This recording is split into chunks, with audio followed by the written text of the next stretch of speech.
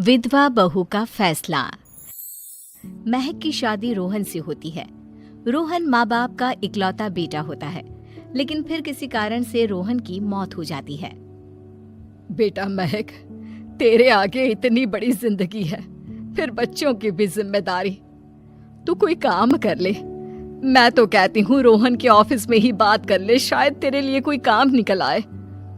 हाँ माँ जी, मैं भी यही सोच रही थी, लेकिन कैसे बात करूं, किससे बात करूं, कुछ समझ में नहीं आ रहा। अब वो क्या नाम था रोहन का जो दोस्त हुआ करता था, पहले तो बड़ा आता था हमारे घर। राकेश की बात कर रहे हैं? पर वो तो रोहन के बाद से कभी आया ही नहीं, पता नहीं कहाँ है वो। आया था, एक नहीं कई बार आया था, लेकिन मैंने बाहर से ही भेज दिया। घर के अंदर झांकता रहता था, मुझे ठीक नहीं लगा। अरे आपको तो पता नहीं क्या ठीक लगता है और क्या नहीं। उसका नंबर है मेरे पास, मैं आज ही फोन करती हूँ। सास राकेश को फोन लगाती है और शाम को घर आने का न्योता दे देती है। अरे आंटी, ओहो भाग्य हमारे कि आपने घर बुलाया।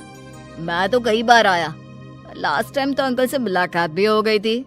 हाँ, वो हम लोगों को निकलना था ना कहीं उस वक्त। अरे छोड़ो ना बेटा, बोलो क्या लोगे? आपकी बहू। क्या बकवास कर रहे हो राकेश? अरे मेरा मतलब ये है कि आपकी बहू कहाँ है? भाभी जी के हाथ की चाय की बस एक प्याली मिल जाती तो। महक चाय लेकर आती है, लेकिन वो जैसे ही राकेश की ओर देखती है, उसे राकेश पसंद नहीं आता। वो अंदर जाने को होती है कि अरे भाभी जी कहाँ जा रही हैं?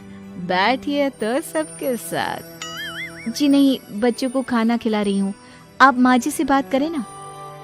अंदर जाने के बाद सास कहती है, अरे बेटा राकेश, वो क्या है ना, वैसे तो तेरे अंकल जी की पेंशन आती है, साथ ही ऊपर 2 मंजिल मकान से किराया भी, तो हम लोगों का तो अच्छा चल जाता है। लेकिन महक, उनकी चिंता आप न करें आंटी, आदेश दें बस आप तो। देखो भाग्यवान, रहने दो, कोई बात नहीं, मैनेज हो जाएगा।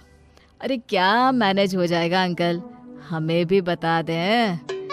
आप चुप रहिए जी। अब वो क्या है ना राकेश, तुझे तो पता है कि रोहन के 2 बच्चे हैं, उनकी पढ़ाई लिखाई का खर्चा बहुत है। हम ये चाह रहे थे कि रोहन के ऑफिस में महक को भी अगर कोई काम मिल जाता तो। क्यों नहीं आंटी जी, मैं हूं ना, मैं बात कर लेता हूँ। वैसे तो आप हाँ ही समझिए। महक भाभी को बोल देना कि कल तैयार रहें मेरे साथ ऑफिस चलने के लिए। मैं मालिकों से मिलवा दूंगा उन्हें।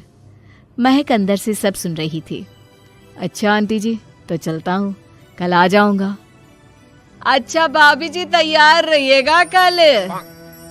राकेश तो चला जाता है, लेकिन ससुर सास पर बरस पड़ते हैं।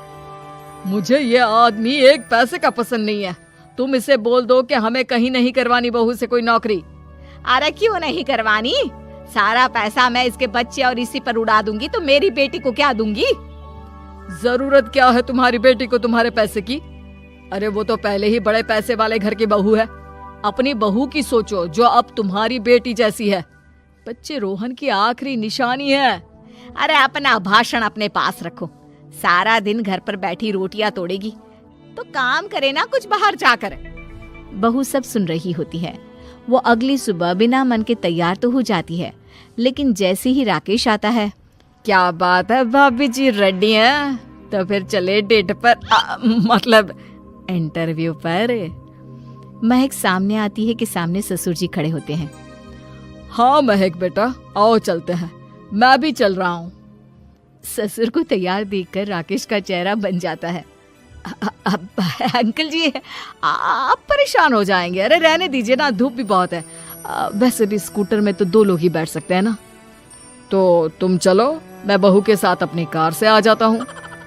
महक ससुर जी को देखकर खुश हो जाती है, उसे शांति हो जाती है। वो लोग रोहन के ऑफिस जाते हैं, जहाँ बॉस कहते हैं, नमस्ते अंकल। नमस्ते महक, कैसे हैं आप लोग? रोहन का सुनकर बहुत दुख हुआ अंकल। वैसे कैसे आना हुआ? बेटा, क्या हमारी बहू के लिए तुम्हारी ऑफिस में कोई काम मिल सकता है? हमने राकेश से इसी सिलसिले में तुमसे बात करने को कहा था।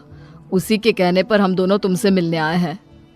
राकेश ने तो कोई बात नहीं की, ऊपर से उसने तो आज की छुट्टी ले रखी है, ऑफिस भी नहीं आया।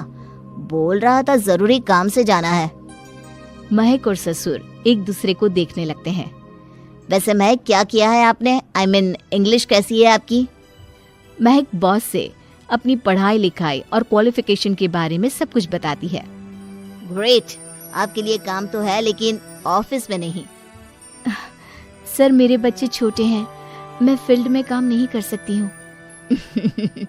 मतलब वो काम घर से करना है, घर से रहकर बच्चे भी देखें और घर भी देखें, लेकिन हाँ, काम जरूर से करें। वो काम डाटा एंट्री का है, तो जब भी वक्त मिले काम करें, और इसके हम आपको अच्छे पैसे भी देंगे। महक बॉस की बात सुनकर खुश हो जाती है, उन्हें थैंक्स बोलकर घर आ जाती है। किसके साथ भेज रही थी तुम महक को? अरे वो कमीना, उसने तो ऑफिस से छुट्टी ले रखी थी, बात भी नहीं की थी उसने बॉस से बहू के काम के लिए। वो तो अच्छा हुआ कि मैं साथ में चला गया। हाँ ठीक है, नौकरी मिल गई ना, इतना ही काफी है। समय बीतता है और एक दिन फिर दरवाजे पर दस्तक होती है। घर पर कोई नहीं था। महक दरवाजा खोलती है, देखती है तो सामने है राकेश। नमस्ते भाभी जी। नमस्ते, घर पर कोई नहीं है, आप कल आइएगा। अरे अरे अरे, कैसी बात कर रही हैं भाभी जी, हम तो आपकी मदद के लिए आए हैं।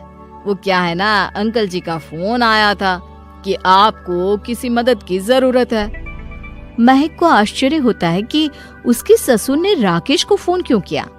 वो ससुर जी को फोन करती है लेकिन फोन नहीं लगता। नहीं, हम लोगों को किसी भी चीज की जरूरत नहीं है, आप जा सकते हैं। अच्छा, एक कप चाय तो पिला दीजिए। महक चाय लेकर आती है।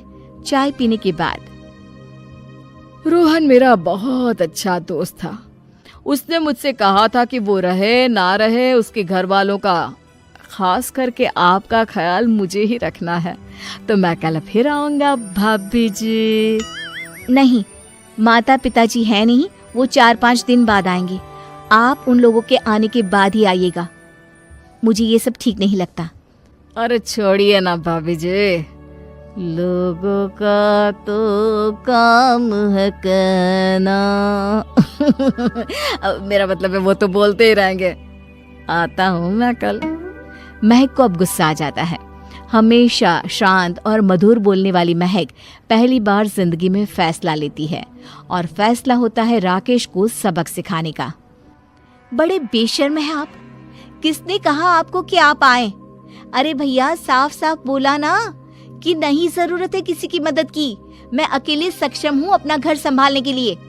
आज आखिरी बार बोल रही हूँ, इस घर की तरफ आंख उठाकर भी देखा ना तो देख लेना, वरना पुलिस के हवाले कर दूंगी। निकलो यहाँ से, या धक्के मार कर निकालूं। पुलिस का नाम सुनते ही राकेश वहां से 9-2-11 हो जाता है और महक को अपने फैसले पर गर्व होता है।